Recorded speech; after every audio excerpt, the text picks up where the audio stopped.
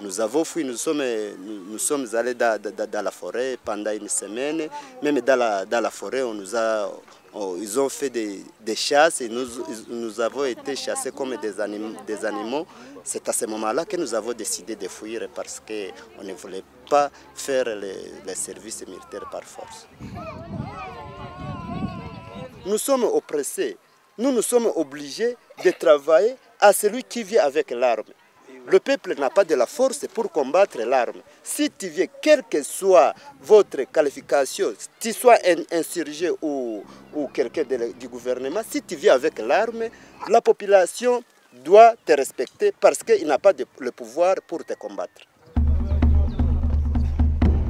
À Ecclésiaste 3:8, il est dit clairement qu'il y a un temps pour tout.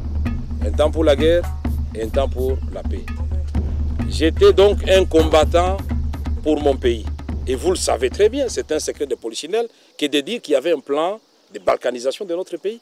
Et vous vouliez que moi, responsable politique, acteur politique, que je puisse me comporter autrement que comme je l'avais fait pendant le dialogue intercongolais, un peu moins virulent pendant la transition. Et maintenant que nous avons fait les élections, que je suis président de l'Assemblée nationale, l'église au milieu du village, les sanctuaires de la démocratie, vous voulez que j'ai un langage qui s'adresse de façon virulente à une partie de la population congolaise, ce serait irresponsable de ma part, d'autant plus que nous devons poursuivre l'œuvre de réconciliation nationale, de consolidation de la paix et du rétablissement de l'autorité de l'État sur l'ensemble du territoire congolais. Je crois que la méthode que nous avons choisie, elle porte ses fruits. Mais ceci ne dépend pas de Vital Kamerhe seulement, ni de Joseph Kabila.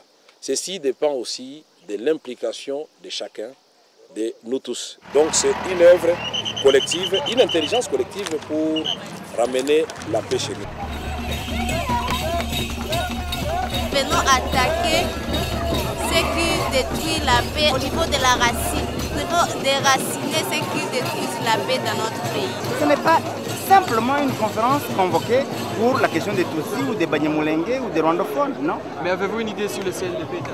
On a confirmé qu'on les a invités, donc c'est déjà une bonne chose, mais je ne les ai pas vus, je ne sais pas qui sont leurs délégués.